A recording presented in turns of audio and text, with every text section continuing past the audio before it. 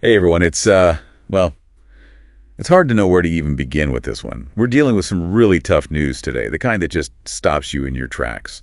Liam Payne, one-fifth of One Direction. Yeah. Gone at just 31. It's just tragic. And the circumstances surrounding his death, well, let's just say they've left everyone with more questions than answers. So we're taking a deep dive today, going through the TMZ article that broke the story, and, I guess just trying to make sense of it all. Yeah, absolutely. It's hard to even process 1 minute he's here, the next. It's especially jarring when it's someone who seemingly had it all: fame, fortune, talent, the whole package. But as we're about to unpack, things aren't always what they seem, are they? Rarely, it seems. Okay, so rewind to earlier this month, October 2024. Liam Payne is in Buenos Aires, Argentina, with his girlfriend, Kate Cassidy. They're on vacation, posting pics, looking happy. But then, on October 14th, Cassidy leaves, and Payne stays behind at the Casa Sur Palermo Hotel. Now, this is where things take a dark turn, and we start to see glimpses of what might have been going on behind the scenes. Just 2 days later, on the 16th, there are reports of Payne. Well, acting erratically is how TMZ puts it in the hotel lobby. Witnesses even said he was smashing his laptop. I mean, you have to wonder what could push someone to that point, right? It definitely raises some red flags, yeah. Sadly, just hours later, tragedy struck.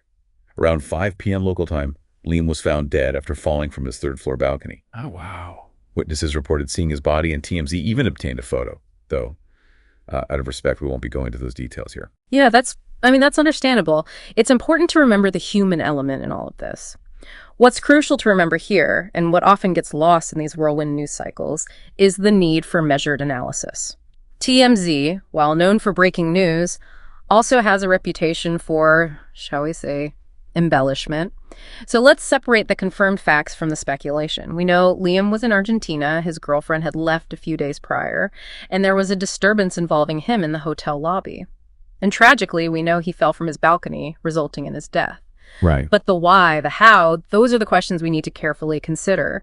It's tempting to look for that one thing, that single clear-cut explanation when something like this happens. You try to make sense of the senseless, Right. But the human experience, especially when it's a life lived partly in the public eye, it's rarely that simple. It's true, and the TMZ article does throw out some potential contributing factors. But like you said, we need to approach those with a critical eye. It's like we've got this puzzle, but only half the pieces. For example, they mentioned the recent One Direction reunion. Liam had actually flown to Argentina to catch Neil Horan's concert, and they even shared the stage. Now, I don't know about you, but I can only imagine the emotional whirlwind of reuniting with your bandmates after years apart, especially given their level of fame.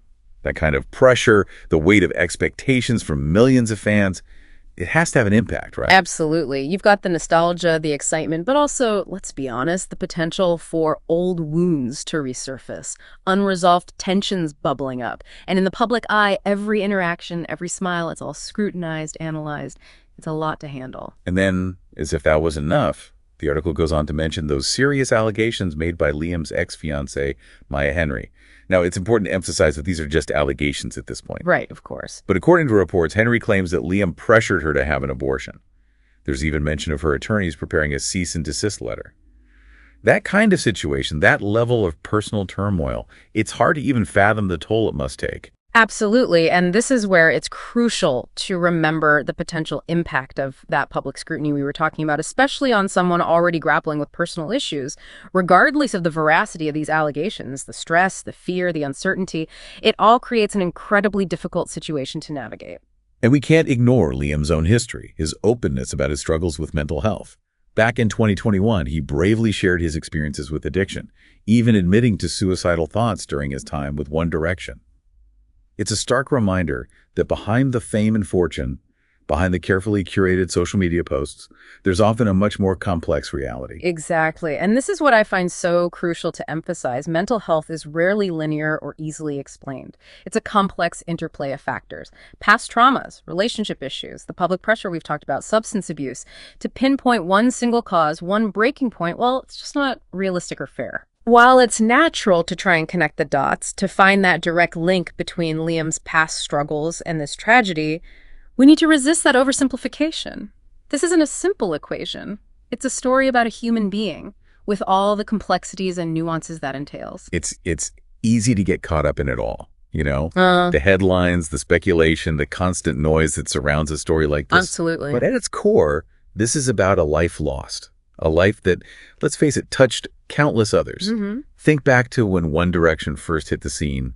I mean, they were everywhere. Oh, yeah. Their music, it became a soundtrack for a whole generation. And you can't deny Liam was a huge part of that. Yeah. And beyond the whole boy band thing, he was really proving himself as a songwriter, an artist finding his own way. He really was. It's these moments, these stark reminders of how fragile life is that really make you think about the way we talk about things, you know? The importance of responsible discourse. Liam's story, however it ultimately unfolds, it's resonated with millions around the world. It's a heavy reminder of the weight our words carry, especially in this digital age. Makes you think about how we process news these days, how quick we are to judge, to draw conclusions when we only have a tiny piece of the picture. Exactly. We have a responsibility, and I don't just mean as journalists or podcasters or whatever, but as human beings, to approach sensitive situations like this with empathy and respect, to prioritize facts over speculation, and to avoid contributing to the spread of misinformation. Because ultimately, this is about more than just headlines. It's about a life lived, a family grieving, and a legacy that deserves to be honored with sensitivity and care. Well said. And as we grapple with this loss, let's try to remember Liam Payne, the artist, the son, the friend, the young man who, despite all the pressures of fame, strived to connect with the world through his music. His death is a tragedy, there's no denying that, and it sparked a conversation that extends far beyond that TMZ article we started with. It really has. So where does this leave us? Well, with a timeline, yeah, but more importantly, with a lot of unanswered questions. Questions about the pressures of fame, the complexities of mental health, and the way we as a society process grief and loss in the public sphere. Tough questions. As we wrap up this deep dive, I hope it's encouraged you to look beyond the headlines, to engage with these complex issues with sensitivity and an open mind, and to remember that behind every story, there's a human being deserving of our empathy and respect. Thanks for joining us for this difficult, but I think necessary conversation.